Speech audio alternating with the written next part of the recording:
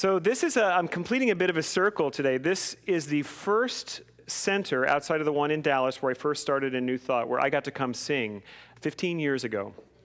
Linda Webb-Kakaba invited, thank you. Former music director, Linda Webb-Kakaba, had invited me to come sing, and you had just moved into this space, and it's just been, I've been here, I don't know, a dozen times probably in the last 15 years. So I feel like you're my church away from church. And just to see the growth and the transformation of not only the physical space here, but the community, it's really just something. I love you guys so much. I'm so happy to now have the chance to, Edward finally let me talk, so I'm so glad. So we're talking, I love, one of the things that you do here that Dr. Edward is so beautiful at is we get an annual theme, and this year it's spiritual practice. You know, so often we want instant transformation and instant good and all of this, and we don't want to do the work. And what practice is, it's a way that we can create transformation every day by simply doing a series of practices, whether we feel it or not. Because if we only wait to feel inspired for transformation, it doesn't always happen. So practice is a way that we can begin to step into transformation simply by our choice. And the inspiration will always follow. So I share a common background with many of you in this room, not only of New Thought, but of 12-Step. And the 12-Step tradition was started with Bill Wilson, a chronic alcoholic who had this revelation, two things really, the disease model of addiction and also the spiritual remedy. And it really transformed our culture. And many of us have received kind of a doorway into a beautiful and fulfilling life because of the work he did. He wrote a book called As Bill Sees It. Well, his wife wrote one called As Lois Remembers It. And she went on to found the second of the 12-step groups, which is called Al-Anon. It was for people who are the families and support of the addict. And it's interesting. It is a family disease, addiction. And when one person is suffering, the whole family sort of distorts and contorts itself to make it okay, to clean up the messes, to enable. And it's codependence is what it is. And there is the international Al-Anon salute is, Are those laughs of recognition? And this is the way we can often approach the idea of service. I'll do it. Just give it to me. Martyrdom. We can begin to sacrifice to do what needs to be done. I'm going to invite us into a different model of service in our families. You guys game? Yeah. So what I want to talk about is not this idea of martyrdom and sacrifice, but rather to give from our giftedness. That we are here to give the light and the love of God that comes as us uniquely. That we are each differently abled, differently talented and gifted and differently shaped, really, just to give the love of God in a particular way that only we can. Now, I don't want to dismiss the idea of sacrifice, because those, particularly in our families, if you've had a newborn, you sacrifice sleep. There are appropriate and beautiful sacrifices that we make. And if you're caring for an aging parent or a sibling, sometimes we must sacrifice that which we want to do, or that, our own priorities really, to support another. And I think it's noble and it's right. But I think when we cross the line into martyrdom, into that pure obligation, and then resentment gets a chance to build, and our souls become twisted, really. It's like that there was the great model that John Bradshaw taught us 30 years ago about the dysfunctional family, that when there's something amiss in that natural expression of our light and our love, the whole family sort of contorts itself to try and make it work, right? And what I want to talk about today is that we approach service in our families by releasing the roles that were assigned to us and showing up as our authentic nature, giving our gift as purely as we are able. in an authentic way. Emerson says this: the fact that I am here shows me that the universe, or he says the soul, but I think he means the universe, shows me that the soul had need of an organ. Shall I not assume the post? The very fact that I am here shows me that I'm needed. Shall I not be who I came here to be? See, we have a teaching in the Science of Mind and Spirit, in Centers for Spiritual Living, in Unity, and all of New Thought. We believe in oneness, the one presence, one life, one power, one source of all that is. And there's no extra parts. There's nothing missing. It is a wholeness. We are each an expression of the one life and necessary to the wholeness of the all. That you are here on purpose. Yes, you. Even with the mistakes you've made, even with the places that you aren't convinced you're good enough, with all that, you are required just as you are.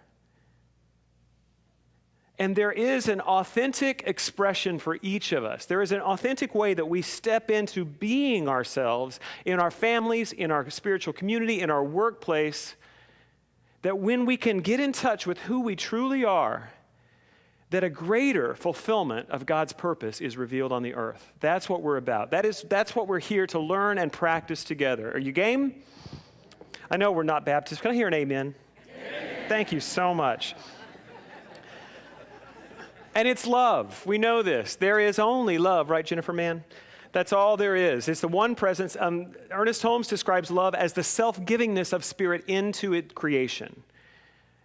Everything we see is a demonstration of God's love. We don't always aren't able to understand it fully because we live in the time-space continuum. We don't have all the information sometimes. But there is a way that when we step into our authentic nature and give our authentic gift, we are able to love more purely and more freely. Jesus said it this way. Well, this is actually backing up a little bit. This is from the Gospel of Matthew. Hearing that Jesus had silenced the Sadducees, the Pharisees got together, and one of them, an expert in the law, tested him with this question: Teacher, which is the greatest commandment in the law? And Jesus replied, Love the Lord your God with all your heart and with all your soul and with all your mind. This is the first and greatest commandment, and the second is like unto it. Love your neighbor as yourself. All the law and the prophets hang on these two commandments. In Jesus' day, to be a righteous Jew, a man had to follow 623, I can't remember the number, but some of you will know. The mitzvot, the commandments, the ways to be in right standing with reality was to follow these rules in that tradition. And Jesus broke some of the rules. And so the legalistic minds of the religion of the day were seeking to trap him because he was getting a following, and they were seeking to show that he wasn't righteous. And so they thought, well, we'll get him with this. What's the most important commandment? And that beautiful wisdom teacher said, it's love. And the spatial analogy I'm going to give you is not exactly right, but I use this just that the vertical, that we align with God, God's love. I love God. God loves me. I'm here. It's just this single connected point of love. And then there's a horizontal aspect, that then I love others with the love that I am given and the love that I am. Now, love has many different flavors. And you're one. There is a unique expression of the love of God that can only be experienced and expressed as you, through you, in you. There is a way that you love that is only knowable if you do it. It's not like this generic feel-good word we use to make everything nice. That's not love. Love is the givingness of spirit into creation. And I've really been struggling with this idea of like the giving and receiving, because I get that it's both and neither. There is another word we need that encompasses both of the giving and the receiving aspect of this divine love that we're here to do. I have a little girl in my life. My best friend and her partner adopted this beautiful child 20 months ago, and they decided that she needed a daddy and I'm it. Bless her heart, as we say in Texas. And this is an amazing miracle in my life, to have my daughter, who is 20 months old. I have no legal or biological tie to this child, but she is mine. And especially when she was first really becoming aware of people and of surroundings, I have a photograph when she's about maybe 6 months old. And I'm holding her, she's looking up at me, and she's exploring my nostril. And we are in it, you know? We are just in this perfect moment of the giving and the receivingness of love. And I look at that picture and I think, who's giving and who's receiving? It's a ridiculous question. It's not like I'm giving and she's receiving. Well, you know what I mean? It's just happening. We're in it. And that, for me, my friends, is the model of the way we show up in the world, where we are just in this giving, receiving nature of God's love in all shapes, in all sizes, in every place. That includes work, and that includes tending to our children and our parents. That is the idea of service I'm here to talk about today, where we give our authentic nature so purely and we receive such fulfillment. This is what I'm talking about with service. As I said, I'm really missing Maggie's presence today because the idea of how to approach service in your family really came from her experience with her sisters and with her son. And those who know Maggie Cole know the tremendous healing that she has experienced over the last decade or so in those relationships. And the way it occurred was by her doing her own work, healing her own stuff, and showing up as who she is, rather than showing up as the role assigned to her by her family of origin. So what I'm offering us today is, if we can set aside that role, and if it was an alcoholic family, maybe you were the caretaker. Maybe you're the black sheep of the family. That's been your role. Whatever your role in the family is, when we stay in those patterns of dysfunction, then that's where our service becomes out of guilt and resentment. But if we can step out of that and give our authentic self into our families, this is the hope of healing. And then not only are we giving, but we are receiving, because we are experiencing that moment of fulfillment. We are an adaptive species. This is what we do. We adapt. That's why we're so successful as a species biologically. We adapt to the environments. We move. We change. We've carried this adaptation into our families, and we adapt to the dysfunction of previous generations. And our work in spiritual healing is to get underneath that, is to release those old limiting beliefs and ideas of who and what we are and what life is and how it's supposed to work, and find the authentic nature of our unique love of God. That's what we're here to do. How many of you have done the Fear to Faith work by Marcia Sutton and Lloyd Strom? Some of you have. It's in some of our curriculum, a few. It's a great work. In this work, what we seek to do is discover that limiting belief. There's some way that we show up in the world that isn't based on our authentic nature. It's based on an idea that we got in the world earlier. Dr. Kathy Hearn says those false beliefs are formed by a child's mind in response to an adult situation. I'd like to share with you an example of one of my own, and I don't mean to just talk about myself. It's just that this is the only laboratory I have for taking up spiritual principle. So I can tell you that it's worked for me. So I don't offer this as anything other than saying, try it, you'll like it. A few years ago, about 8 years ago, I was having some conflict with a very significant person in my life, someone I was working with, and a deep, long friendship. And the conflict was just rising. And we would do our work, we would talk about it, we'd forgive each other, we'd move through it, but it kept coming up again and again. There was a pattern, I could see it, that I was becoming resentful and angry, and there was a power struggle going on. It was painful. And so I finally called a friend of mine, a mentor, and I said, would you do the Fear to Faith work with me on this? I know that there's a belief, because I could see the pattern. I knew that there was an old belief that was active here. And if I could get underneath that belief and release it, then maybe I could have a different experience in this relationship. So I did. Part of the work is that we identify what is the feeling of this negative situation? What is the fear at work? And then we trace that back into our life. We can see, well, that happened there. And I could begin to look back in my 20s, in my teens. I went all the way back to where I was 3.5 years old. I found this memory. When I was about 3.5, one of my babysitters, a teenage girl in the neighborhood, had given me her old baby doll as a gift. I loved playing with dolls as a little boy, and I loved that doll. And I brought it home, and I wasn't aware, but evidently there were some conversations that were happening about this little boy playing with the doll. Well, one day, I took it to church, and the little Methodist church in the country in Oklahoma where I grew up, and when the children come in from the Sunday school into the sanctuary, I was carrying my doll. My father was mortified.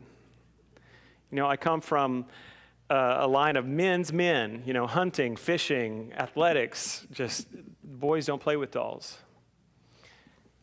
And my father didn't know how to be with this. I think he was trying to find a way to make it okay at home, because he loved me deeply. But when to have it in front of the whole community was more than he could take. So he took the doll away, and I remember crying, and he told me he was going to burn it. Now, I don't want to make my dad a villain here. He was operating under some false beliefs that he inherited as well. And when I was about 15, I was digging around in his workbench, and I found that doll stuffed back into a drawer. He couldn't bring himself to burn it. And I told him the story, and we both cried about it. I mean, we've completely healed it. But a belief got formed in me at 3 years old. And as I did this fear to faith work with my mentor, what I came to, I encapsulated it this way. If I show up as who I truly am, with my preferences, likes, dislikes, the people I love are hurt by it. I came to believe at 3 years old that if I show up as who I am, the people I love are hurt. And I began to alter myself. I began to twist the shape of my soul. And I had done it my entire life. And the time had come for healing. And in this current relationship, about 8 years ago, it was up. That I was resentful, I was mad as hell. That I kept doing this thing. And I didn't even know what it was, but something wasn't working. My soul was crying out for a more authentic expression. And I was resentful that I was having to alter who I was to make somebody else feel okay. And when I realized it was happening, I realized I was not being of service in this relationship. I was actually damaging this relationship. And I stopped. I just simply stopped. And that relationship broke apart for a time. And now it's completely healed. And I'm showing up not as the role assigned to me, but I'm showing up as who I am. If we can find those places where we have altered our authentic expression and begin to let it go and begin to be who we came here to be, I promise you, the service that then we give in our families and in our communities and in our marriages will be so much deeper and truer and more fulfilling to both us and the people we're in relationship with.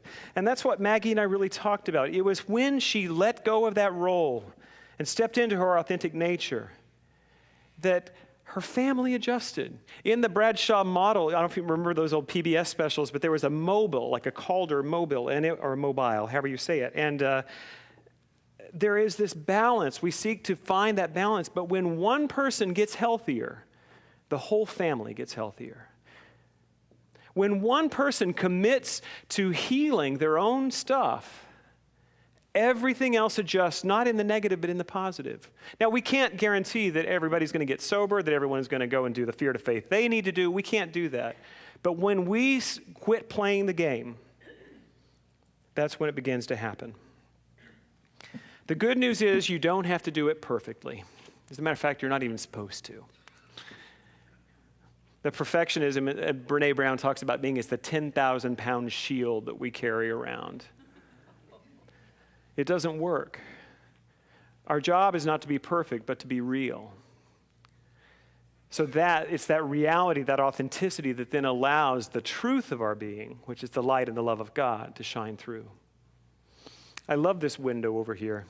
I love stained glass windows in general. And this is a metaphor I've been working with for a few years now.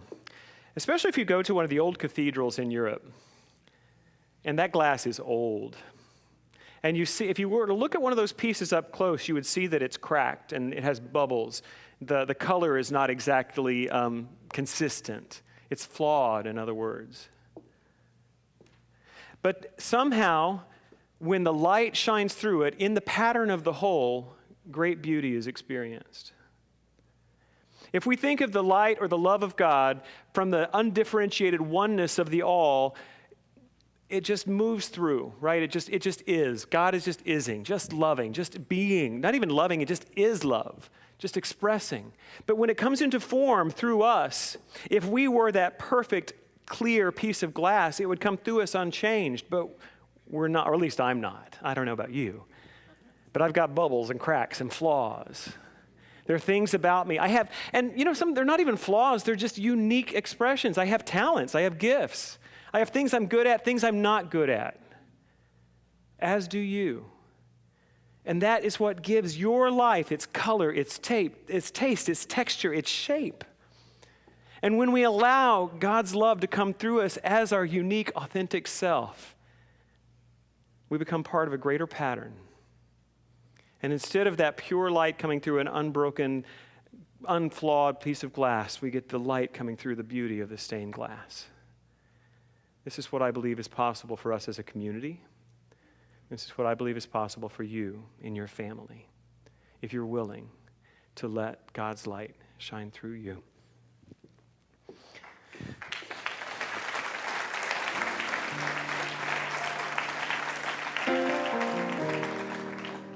So it was about 7 or 8 years ago when I was in the height of the conflict in this relationship I was talking about, and it had been a hard day. We had been processing it and working on it. I was tired, and I sat at my piano that night, and I said, God, I don't know what to do here, but I know that I want to be the place where possibility shows up. I want to be the place where love shows up, and this is the song that came through.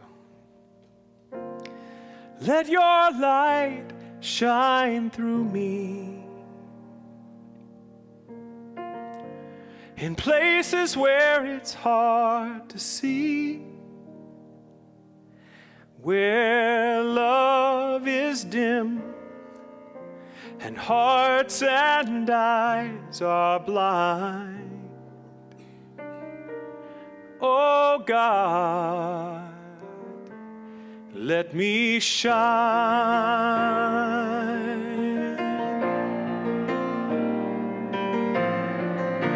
And let your light shine through me in places where it's hard to see, where love is dim and hearts and eyes are blind. Oh God, let me shine. So I invite you to close your eyes. And in this moment, draw to mind what is that situation, that place in relationship, in life, where the light and the love of God is being called for. And maybe we've been waiting for someone else to change. We've been waiting for someone else to get it right, to be the light. Can we, in this moment,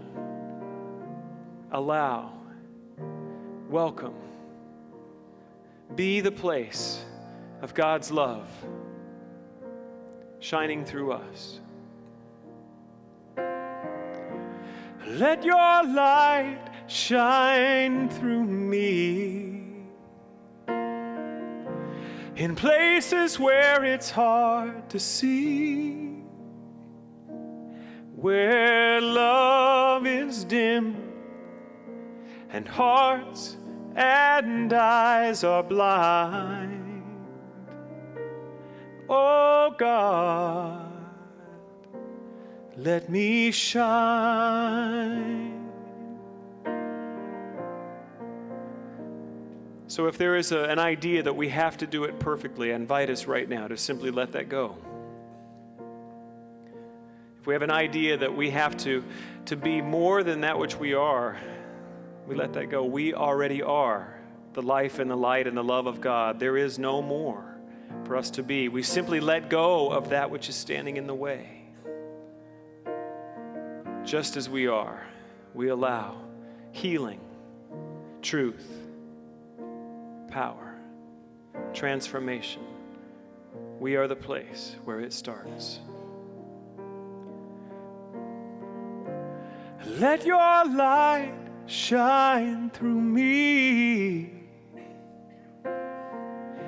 in places where it's hard to see, where love is dim and hearts and eyes are blind. Oh God, let me shine. So right now we simply enlarge our yes.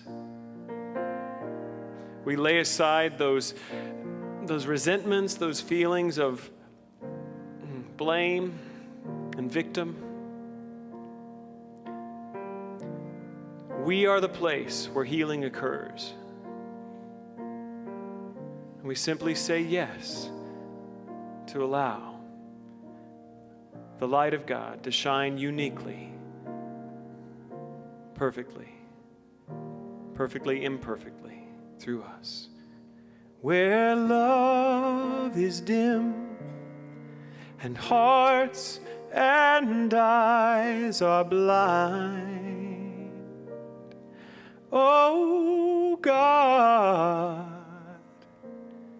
let me shine.